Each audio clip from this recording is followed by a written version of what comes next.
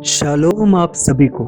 और आज मैं आपसे बात करने वाला हूँ एक ऐसे वरदान के बारे में जिसका जिक्र हम नए नियम में पाते हैं और जिसे पवित्र आत्मा के 9 आत्मिक वरदानों में से एक यानी अन्य भाषा बोलने का वरदान कहा जाता है, जिसे हम आजकल की कई कलीसियाओं में विश्वासियों द्वारा बोले जाने और अन्य भाषा में प्रार्थना करते हुए देख सकते हैं।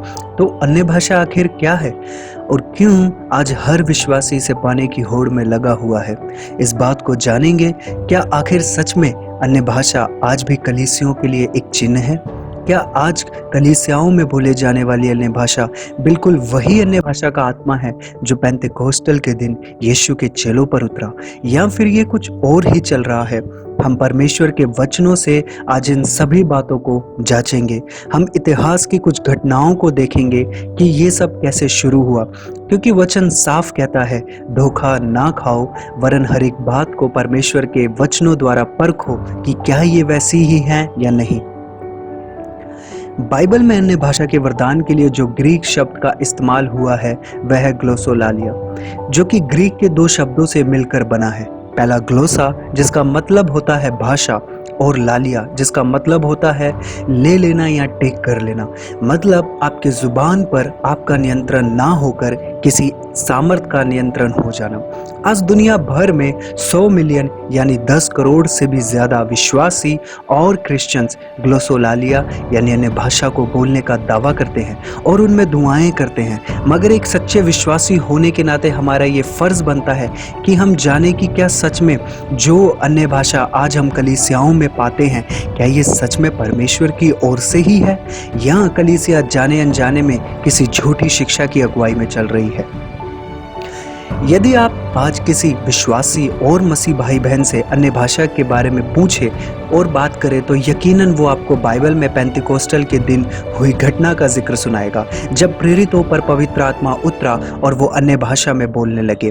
पर यदि हम बात करें ऐतिहासिक घटनाओं की तो हम देखते हैं कि इसके अलावा भी कई अलग अलग जगहों और पैगन धर्मों में ऐसी घटनाएं दर्ज हैं जहां हम लोगों द्वारा किसी दूसरी जुबान में बोले जाने का जिक्र पाते हैं, और इनमें से अधिकतर कई घटनाएं तो पेंतिकोस्टल के दिन यानी 33 एडी से भी कई साल पहले की हैं।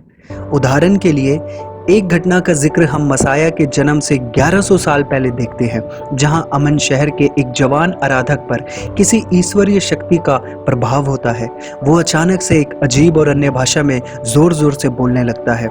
इस घटना के ठीक 7 साल बाद इतिहास के एक बड़े फिलोसफर प्लाटो ने इस घटना के बारे में कहा कि वो जानता था, और उसने उस समय के ऐसे और 7 परिवारों के बारे में बताया जो किसी ईश्वरीय शक्ति के प्रभाव में होकर अन्य भाषाओं में बोलते थे और उनमें प्रार्थनाएं करते थे।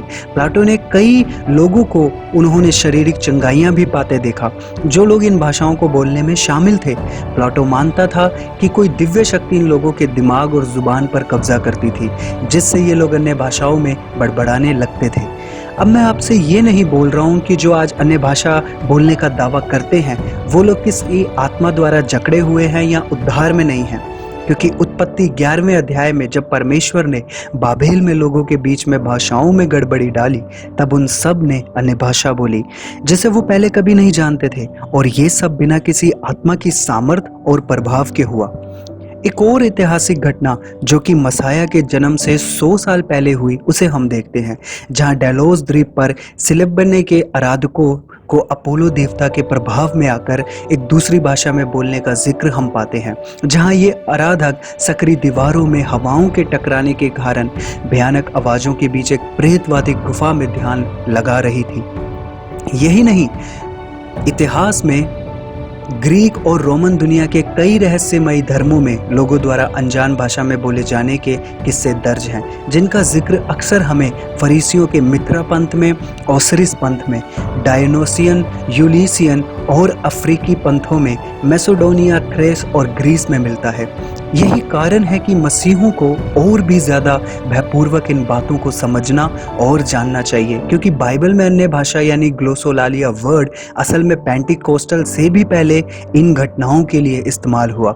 और आजकल हम जो चर्चेज में होता देख रहे हैं वो इन घटनाओं से काफ़ी हद तक मिलता जुलता है, मगर जो घटना पेंटिकोस्टल के दिन हुई वो बिल्कुल भी इन घटनाओं से मेल नहीं खाती। बाइबल हम प्रेरितों द्वारा किसी अनजान भाषा में बोले जाने का जिक्र नहीं पाते, बल्कि प्रेरितों द्वारा जो अन्य भाषा बोली गई वह उस समय के दूसरे देशों और प्रांतों में बोली जाने वाली असली भाषाएं थी। इसे थोड़ा और समझते हैं। आप चाहे यकीन करें या नहीं, लेकिन आजकल की कलीसियाओं में बोले जाने वाली अन्य भाषा एक हालिया ही घटना है और 90 के दशक की शुरुआत में इस शिक्षा ने फैलना शुरू किया। ये 4 लहरों में आई। सबसे पहली लहर 1901 में एक पारंपरिक पेंटिकोस्टल आंदोलन में इवेंजलिस्ट चार्ल्स परहम द्वारा स्थापित की गई। चार्ल्स ने अपने प्रचारों में इस बात पर जोर डाला कि अन्य भाषा आपके पवित्र आत्मा से बपतिस्मा पाए होने का सबूत है। ऐसे चर्च एक सच्चा चर्च है। उन्होंने हर जगह अपने क्रूसेड के जरिए इन बातों का जोरों शोरों से प्रचार किया। दूसरी लहर 1960 के दशक की शुरुआत में इवेंजलिस्ट रेक्टर डेनिस बेनेट के मसीहत अभियानों और मिशनरी प्रचारों द्वारा फैलाई गई, जिनका मानना था कि उन्होंने अन्य भाषा को प्राप्त किया है। यही उनके पवित्र आत्मा से बपतिस्मे के सबूत है। और देखते ही देखते इस शिक्षा और विश्वास को सिर्फ 10 साल के अंदर ही सभी Baptist, Methodist, Protestant, Lutheran, Roman Catholic और कई दूसरे चर्चों ने अपना लिया। तीसरी लहर की शुरुआत 1970 में कैथोलिक कैरिस्मेटिक मूवमेंट द्वारा, जिसके द्वारा 10 मिलियन से भी ज्यादा कैथोलिक ने अन्य भाषा द्वारा पवित्र आत्मा के बपतिस्मे की टीचिंग को अपनाया। चौथी लहर 1981 में जॉन विभंबर के इवेंजलिस्ट प्रचारों द्वारा फैलाई गई, जिसका परिणाम स्वरूप 1990 के अंत तक दुनिया भर में 33 मिलियन मसीह विश्वासियों ने चंगाई सभाओं, अन्य भाषाओं द्वारा आत्मा का बपतिस्मा, आश्चर्य कर्मों और भविष्यवाणियों की सभाएं करवाने और इस तरह की कई टीचिंग्स को अपना लिया और ये बड़े लेवल पर आयोजित होने लगी, जिसके कारण कलीसिया में अन्य भाषा के वरदान को पाने और खुद को आत्मा के बपतिस्मे से सबूत को पाने की होड़ मच गई। आजकल की कलीसियाओं में बोले जाने वाली अन्य भाषा किसी बाइबल के गहरे अध्ययन या फिर प्रार्थनाओं और परमेश्वर की अगुवाई मांगने का नतीजा नहीं है। ये तो बस 1900 दशक के बाद अचानक से प्रचलित में आई है। जैसा हमने अभी ऐतिहासिक घटनाओं से जाना कि अन्य भाषा का बोले जाना सिर्फ मसीहत में ही नहीं बल्कि उससे भी कई साल पहले और भी कई जगहों पर मिलता है। कई अध्ययनों से ये साबित हुआ है कि आज भी अन्य भाषा सिर्फ मसीहों के द्वारा ही नहीं बोली जा रही, बल्कि ऐसे कई देश हैं जहां आदिवासियों द्वारा अनजान भाषाओं बोली और प्रैक्टिस की जाती हैं, जिसमें चीन, जापान, कोरिया, मलेशिया, इंडोनेशिया, अरब और आर्कटिक धर्मों का नाम शामिल है। आज भी कई शैतानी पंथ जैसे जार पंथ, शमा पंथ, हाइटियन, वुडू और अफ्रीकी आदिवासी धर्मों में बड़े पैमाने पर अन्य भाषा में बोले जाने और उनको प्रैक्टिस करने वाले लोग पाए जाते हैं। तो फिर सवाल आता है कि आखिर आजकल कलीसिया में बोले जाने वाली अन्य भाषा क्या सच में परमेश्वर की ओर से ही है, या फिर आज मसीह लोग अपनी अज्ञानता में पड़कर भेड़ चाल चल रहे हैं और अनजाने में ऐसी गतिविधियों और झूठी शिक्षाओं का हिस्सा बन रहे हैं जो परमेश्वर की ओर से नहीं। पौलुस ने कहा, मैं आत्मिक वरदानों का जिक्र किया, क्या सच में आज कलीसिया में वही आत्मिक वरदान काम कर रहा है? और आखिर क्यों आज के विश्वासी और मसीह अन्य भाषा को स्वर्गीय भाषा या स्वर्गदूतों की भाषा बोलते हैं? क्या बाइबल कभी कहती है इस बात को, या ऐसा ही बाइबल मानती है? प्रेरितों ने या पौलुस ने क्या कभी स्वर्गदूतों की भाषा में बात करी? चलिए परमेश्वर के वचन से जानते हैं। मैं आपसे एक सवाल पूछता हूँ, क्या हमें भावनाओं और उन अनुभव से समझना और चलना चाहिए, या फिर परमेश्वर द्वारा इन सब सवालों का जवाब हम सिर्फ बाइबल से ही पा सकते हैं?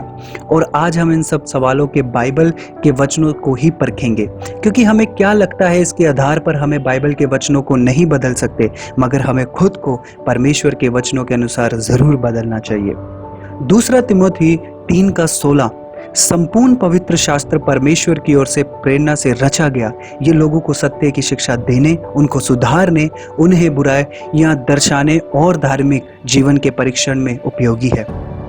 आज के समय में हर अन्य भाषा बोलने वाला मसीह बड़े विश्वास के साथ कहता है कि जो अन्य भाषा वो बोलता है वह पवित्र आत्मा की ओर से है। ऐसा जताता है कि वह धोखा नहीं खा सकता, जबकि मसाया खुद कहते हैं कि सतर्क रहो, क्योंकि तुम्हारे बीच ऐसे झूठे नबी और आश्चर्यक्रम करने वाले होंगे जो चुने हुओं को भरमा देंगे।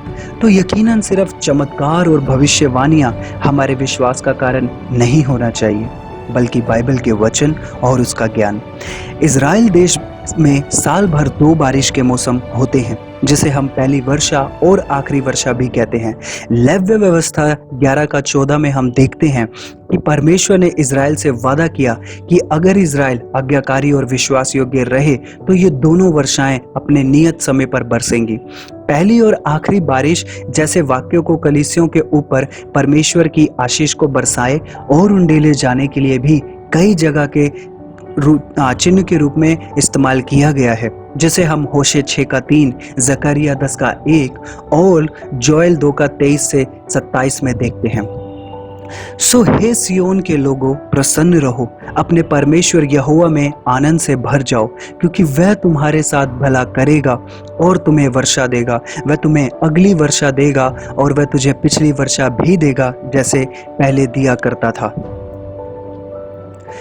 सूरज अंधकार में बदल जाएगा, चांद भी खून के रंग में बदल जाएगा, और फिर यहोवा का महान और भयानक दिन आएगा। तब कोई भी व्यक्ति जो यहोवा का नाम लेगा छुटकारा पाएगा। अधिकतर मसीह विश्वासी, इवेंजलिस्ट या पास्टर पहली और आखिरी वर्षा के उंडेले जाने को पवित्र आत्मा के उंडेले जाने से जोड़कर देखते हैं। वो मानते हैं पेंतिकोस्टल के दिन जो पवित्र आत्मा प्रेरितों पर उतरा, वो परमेश्वर की ओर से की गई पहली वर्षा को दिखाता है, जिनसे सुसमाचार के बीज को सींचा गया। और वो कहते हैं कि परमेश्वर यहोवा के महान दिन यानी मसाया के आगमन होने से पहले एक बार फिर वह अपने लोगों पर पवित्र आत्मा को ठीक उसी तरह उंडेलेगा, जिसको वो आज के समय में अन्य भाषा के बोले जाने के वरदान से जोड़कर देखते हैं। वो इसे परमेश्वर के वचन और भविष्यवाणी का पूरा होना मानते हैं। मगर जब हम बाइबल में पढ़ते हैं तो देखते हैं कि प्रेरित या कलीसिया वो लोग नहीं थे जिन्होंने सबसे पहले पवित्र आत्मा की भरपूरी पाई या फिर सामर्थ को प्राप्त किया। न ही वो पहले ऐसे लोग थे जिन्होंने सुसमाचार के बीज को बोया, उसका प्रचार किया। वरन बाइबल कहती है वो खुद मसाया यीशु थे जिन्होंने पवित्र आत्मा की भरपूरी पाई और परमेश्वर के राज का और उसके सुसमाचार के बीज के बोए जाने का काम किया। यूहन्ना 1:32 कहता है, और यूहन्ना ने ये गवाही दी, मैंने आत्मा को कबूतर के रूप में आकाश से उतरते देखा और वह उस पर ठहर गया। बाइबल हमें बताती है कि मसाया जगह जगह जाकर परमेश्वर के राज्य का प्रचार किया, कई लोगों को बीमारों और दुष्ट आत्माओं से छुड़ाया, और वो एक सच्ची आशीष और ज्योति था जो स्वर्ग से भेजी गई, जैसा कि वर्षा के ऊपर से नीचे आती है और हर बंजर और सूखी जमीन को तर करती है। आखिरी वर्षा पेंतिकोस्टल के दिन प्रेरितों के ऊपर हुई। वही आत्मा जो मसाया में था उनके चेलों पर उंडेला गया, जिन्होंने आगे जाकर परमेश्वर के सुसमाचारों के सुनाने और परमेश्वर के राज्य को बढ़ाने का काम जारी रखा। तो हम पाते हैं कि जो लोग योएल की पहली और आखिरी वर्षा की भविष्यवाणी को आज के समय में पवित्र आत्मा के उंडेले जाने से और कलीसियाओं में चल रही अन्य भाषा के बोले जाने से जोड़कर देखते हैं, वो एक गलत शिक्षा और विश्वास है, क्योंकि वह भविष्यवाणी पहली सदी में ही पूरी हुई जो कि चिन्ह के तौर पर दी गई उन लोगों को जो मसाया के आने की प्रतीक्षा कर रहे थे, ताकि वह इन बातों को देखे और ईमान लाए। यह अन्य भाषा प्रेरितों पर सुसमाचार के फैलाने के लिए और उनको मदद करने के लिए दिया गया। अब हम एक एक करके बाइबल के उन वचनों को देखेंगे जहां अन्य भाषा का जिक्र आता है और उनके सही मतलब को समझेंगे, और ये कि कैसे वो आजकल कलीसियाओं में बोले जाने वाली अन्य भाषा से बिल्कुल अलग है। बाइबल में सबसे पहले अन्य भाषा का जिक्र हम मरकुस 16:17 में पाते हैं, जहां लिखा है, जो मुझ में विश्वास करते हैं उनमें ये चिन्ह होंगे, वे मेरे नाम पर दुष्ट आत्माओं को बाहर निकाल सकेंगे, वे नई नई भाषा बोलेंगे। इस वचन को कॉन्टेक्स्ट में देखने पर हम समझते हैं कि अन्य भाषा का वरदान प्रेरितों पर एक महान काम के लिए और सुसमाचार के प्रचार के लिए जरूरी था, ताकि वे परमेश्वर के राज्य के सुसमाचार को न केवल इजराइल वरन पृथ्वी के छोर तक सभी नगरों और कई तरह की भाषा बोलने वालों के बीच जाकर मसाया के आने और उनके उद्धार का सुसमाचार दे सके। 20 पद में बाइबल कहती है कि उसके शिष्यों ने बाहर जाकर सब कहीं उपदेश दिया और उनके साथ प्रभु काम करता रहा। प्रभु ने वचन को आश्चर्यकर्म की शक्ति से युक्त करके सत्य सिद्ध किया। वो न सिर्फ इजराइल वरन उस समय सीरिया, ईरान, यूरोप, अफ्रीका तक गए जिनकी भाषाएं बिल्कुल अलग थी, और ये कार्य हुआ पवित्र आत्मा के सामर्थ द्वारा। बाइबल में अन्य भाषा के वरदान का मकसद यही था, परमेश्वर के राज्य के फैलाव को दूसरे देशों और भाषाओं के बीच में फैलाना, जैसा कि बाइबल कहती है। हर किसी में आत्मा किसी न किसी रूप में प्रकट होता है, जो हर एक की भलाई के लिए होता है। पौलुस पवित्र आत्मा के वरदानों को बयां करता है कि कैसे वो सभी वरदान परमेश्वर के राज्य के फैलाव के लिए उंडेले गए। प्रेरितों के काम 2 का 1 से 11 पर पढ़ने पर हम देखते हैं कि कैसे जब प्रेरितों पर अन्य भाषा उतरा तो वे लोग अन्य भाषा या यूं कहे अन्य देशों और दूसरे प्रांतों की भाषाओं में परमेश्वर के कामों का वर्णन करने लगे, जिसमें वे मौजूद लोगों ने जो अलग प्रांतों से इकट्ठे थे सुना और वो लोग हैरियत से भर गए। 11वां वचन कहता है, वहां पार्थी, मैदी, एलामी, मेसोपोटामिया के निवासी, यहूदिया, कप्पदोकिया, पुंतुस और एशिया, फुग्रिया, पंफुलिया, मिस्र और साइरीन नगर के निकट लीबिया के कुछ प्रदेशों के लोग, रोम से आए यात्री जिन्होंने जन्मजात यहूदी और यहूदी धर्म ग्रहण करने वाले लोग, क्रेती, अरब के रहने वाले, और उन सब ने अपनी अपनी भाषाओं में परमेश्वर की बड़ाई सुनी, जिसके द्वारा वे लोग परमेश्वर पर ईमान लाए और सुसमाचार को ग्रहण किया। बाइबल बताती है करीब 3000 लोग एक ही दिन में विश्वास में आ गए, जिससे हमें ये पता चलता है कि अन्य भाषा विश्वासियों के लिए नहीं बल्कि अविश्वासियों और दूसरे प्रांतों के लोगों के लिए आश्चर्य का चिन्ह था, ताकि जब वे ये देखें कि कैसे प्रेरित जिन्होंने कभी कोई भाषा नहीं सीखी उनकी ही भाषाओं में परमेश्वर के कार्य का वर्णन करते हैं। बाइबल में पेंतिकोस्टल के दिन जितने लोगों पर अन्य भाषा का वरदान उतरा, उन्होंने कभी भी अन्य भाषा को पाने के लिए सभाएं नहीं की, ना ही उन्होंने घंटों वचनों की शिक्षा दी गई जैसा कि आज की कलीसिया में होता है। ये तो परमेश्वर की सामर्थ और अनुग्रह से हुआ। इस बात में कोई दो राय नहीं कि प्रेरितों के काम 2 अध्याय में जिस अन्य भाषाओं का जिक्र है वह कोई स्वर्गीय भाषा या फिर स्वर्गदूतों की भाषा नहीं थी, और ना ही कोई अजीब शब्दों का बार बार दोहराया था जैसा कि आज की कलीसिया में हम देखते हैं, बल्कि वो तो उस समय के दूसरे देशों और प्रांतों में बोली जाने वाली असली भाषाएं थी, क्योंकि ना तो उस समय दूसरों देशों की भाषाएं सीखने वाले स्कूल थे और ना ही प्रेरितों ने उन भाषाओं को कभी सीखा। यही कारण है कि जब गलातियों के लोगों ने अपनी ही मातृभाषा में सुसमाचार सुना तो वे लोग हैरान हुए कि आखिर आम मछुआरे ये भाषाएं सीख और कैसे बोल सकते हैं। इसके बाद हम एक बार फिर प्रेरितों के काम 10 अध्याय में हुई घटना देखते हैं, जहां लिखा है, पतरस अभी ये बातें कह ही रहा था कि उन सब पर पवित्र आत्मा उतर आया जिन्होंने सुसंदेश सुना था, क्योंकि पवित्र आत्मा का वरदान गैर यहूदियों पर भी उंडेला जा रहा था। सो पतरस के साथ आए यहूदी विश्वासी आश्चर्य में डूब गए। वह उन्हें नाना भाषाएं बोलते और परमेश्वर की स्तुति करते हुए सुन रहे थे। तब पतरस बोला, क्या कोई इन्हें लोगों को बपतिस्मा देने के लिए मना कर सकता है? इन्हें भी वैसे ही पवित्र आत्मा मिला जैसा हमें। पतरस जो कि गैर यहूदियों को और अन्य जातियों को एक अशुद्ध जाति मानता था, और ये भी कि उन्हें पानी से बपतिस्मा नहीं दिया जाना चाहिए, पर जब वो गलातियों के लोगों पर भी ठीक उसी तरह से पवित्र आत्मा को उतरते देखता है, और ये भी कि कैसे वो भी दूसरे प्रांतों की भाषाओं में परमेश्वर के कामों की बड़ाई कर रहे हैं, तो उन्हें पानी का बपतिस्मा देता है।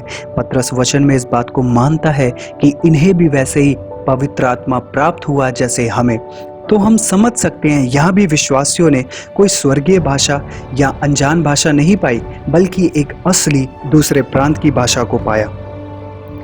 बाइबल में जिक्र अन्य भाषा हमेशा एक फॉरेन लैंग्वेज थी, जो कि दूसरे देशों और प्रांतों में बोली जाने वाली असली भाषाएं थी। ये मसाया की भविष्यवाणी का पूरा होना था, जहां वो कहता है कि मुझ पर विश्वास करने वाले अन्य भाषाओं में बातें करेंगे। हमने समझा कि ये कैसे अन्य भाषा का वरदान कई विश्वासी और प्रेरितों पर इसलिए उंडेला गया ताकि वे सुसमाचार के कामों को दूर देशों में बसे यहूदियों और अन्य जातियों के बीच कर सके, ताकि वो लोग भी बचाए जाएं। हमने देखा कि अन्य भाषा विश्वासियों के लिए नहीं बल्कि अविश्वासियों के लिए एक चिन्ह है। तो फिर सवाल आता है कि क्या सच में अन्य भाषा आज के समय के लिए चिन्ह है, या फिर अन्य भाषा का वरदान सिर्फ पहली सदी की कलीसियाओं के लिए ही था? क्योंकि ना तो उस समय कोई भाषाओं को सिखाने वाले स्कूल थे, ना प्रेरितों पर इतना समय था कि वे भाषाओं को सीखे, ना ही दूसरे देशों में कोई मौजूदा कलीसिया थी जो उस देश में प्रचार के काम को संभाले। इसलिए अन्य भाषा द्वारा आत्मा का अभिषेक होना और बाइबल में मौजूद अन्य भाषा के वरदान आज के समय और कलीसिया के लिए चिन्ह नहीं है। आज दुनिया भर में हर कोने में परमेश्वर के लोग विश्वासी मौजूद है। बाइबल हर भाषा में उपलब्ध है। कई विश्वासी ये मानते हैं कि कई पास्टर्स कलीसिया में सिखाते हैं कि जो अन्य भाषा वो आज बोलते हैं वो एक स्वर्गीय भाषा है या फिर स्वर्गदूतों की भाषा है, पर वो ये बात बाइबल के किसी वचन से साबित नहीं कर पाते, क्योंकि बाइबल का कोई भी वचन ऐसी बात जिक्र नहीं करता। कभी भी किसी विश्वासी ने किस स्वर्गीय भाषा या स्वर्गदूतों की भाषा में बात नहीं की। ये सिर्फ आज के विश्वासियों की खुद की कल्पनाएं हैं। अक्सर कुछ पास्टर अपनी इस बात को साबित करने के लिए पौलुस द्वारा लिखा पहला कुरिन्थियों 13 का एक वचन का हवाला देते हैं, जहां लिखा है, यदि मैं मनुष्य और स्वर्गदूतों की भाषाओं तो बोल सकूं, किंतु मुझ में प्रेम ना हो तो मैं एक बजता हुआ घड़ियाल और झंकारती हुई झान मात्र हूं। और वो इस बात को मान लेते हैं कि अन्य भाषा स्वर्गीय भाषा है। यहाँ पौलुस भी स्वर्गीय भाषा बोलता था, मगर शायद वो एक साधारण सी ग्रामर भी नहीं समझते। इस वचन की शुरुआत में पौलुस ने यदि यानी अगर शब्द का इस्तेमाल किया है, जो कि किसी ऐसी स्थिति या बात के लिए होता है जहां या तो वो हो सकती है या नहीं। तो पौलुस इसे पूरे अध्याय में प्रेम पर जोर देता नजर आता है। वो कहता है, अगर मैं स्वर्गदूतों की भाषा बोलने वाला भी बन जाऊं, वो ये नहीं कह रहा कि वो ऐसा करता है या बोलता है। वो कहता है, यदि मैं इतना ज्ञानी हो जाऊं कि स्वर्गदूतों की भाषा भी बोल सकूं, तो भी अगर प्रेम ना रखूं तो एक खाली बर्तन के समान हूं। क्योंकि अगर हम ये मान लें कि पौलुस यहाँ अपने आप को किसी स्वर्गीय भाषा बोलने वाला बता रहा है, तो फिर दूसरे वचन के बारे में आप क्या कहेंगे, जहां वो कहता है कि मुझ में परमेश्वर की ओर से बोलने की शक्ति हो और मैं परमेश्वर के सभी रहस्यों को जान लूं, परंतु यदि प्रेम न रखूं तो ये सब व्यर्थ है। तो क्या अब ये मान ले कि पौलुस के पास दिव्य ज्ञान था या परमेश्वर के सारे रहस्यों को वो जानता था? तो ये गलत होगा, क्योंकि कोई भी परमेश्वर के सभी रहस्यों को नहीं जान सकता सिवाय खुद पिता की। तो हम समझ सकते हैं कि कभी अन्य भाषा कोई स्वर्गीय भाषा या स्वर्गदूतों की भाषा नहीं थी, और ना ही पौलुस का ऐसा कहना था, और ना ही बाइबल इस बात को साबित करती है। आज दुनिया भर की कई कलीसियाओं में बहुत गलत तरीके के विश्वासी हैं। कई पास्टर और विश्वासी ये मानते हैं कि यदि आप अन्य भाषा नहीं बोलते तो आप पवित्र आत्मा का वरदान नहीं मिला है, और ये भी कि पवित्र आत्मा से भरे हुए नहीं है, तो लोग तो भी कहते हैं कि अन्य भाषा कम बोल लें या ना बोल लें, आपकी आत्मिक उन्नति नहीं होगी या फिर बहुत कम होगी, या फिर अगर आप अन्य भाषा नहीं बोलते तो आप एक विश्वासी नहीं है। पर क्या बाइबल भी यही बोलती है?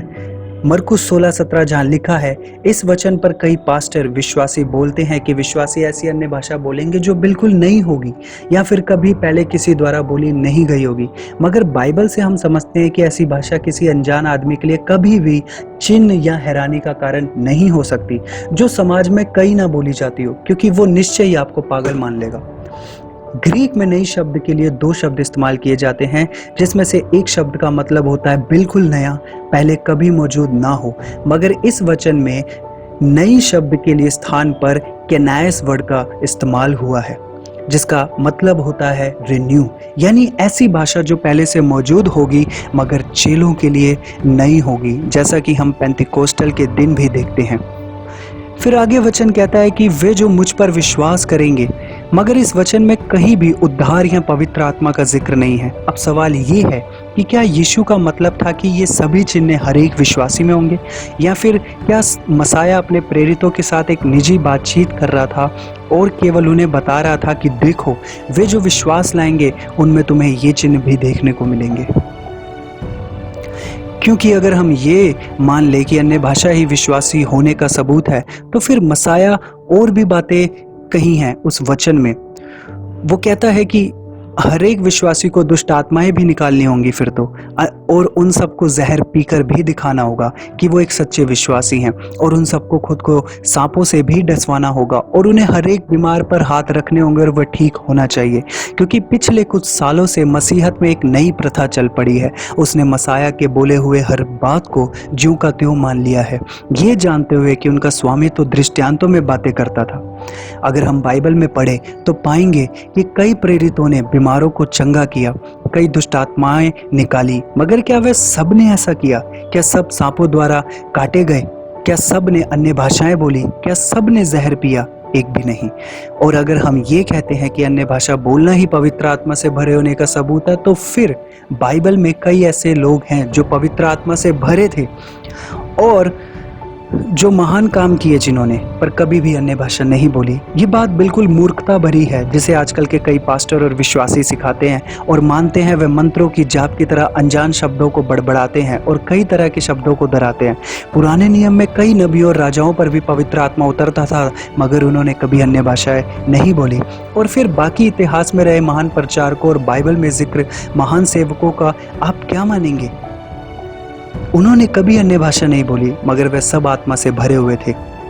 क्योंकि मसाया खुद कहता है कि उनके फलों द्वारा तुम उन्हें पहचान लोगे। आपके फल आपकी पहचान है, ना कि आपके वरदान। यूहन्ना 1:15 में यूहन्ना बपतिस्मा दाता पूरी तरह से पवित्र आत्मा से भरा हुआ, कभी अन्य भाषा नहीं बोली। लूका 1:41 में एलिशिबा पवित्र आत्मा से भरी हुई, मगर कभी अन्य भाषा नहीं बोली। लूका 1:67 में जकरिया पवित्र आत्मा से भरा हुआ, मगर कभी अन्य भाषा नहीं बोली। यहाँ तक कि यीशु के खुद का जीवन एक सबसे बड़ा उदाहरण है पवित्र आत्मा से भरे होने का, मगर कभी अन्य भाषा में बात नहीं करी।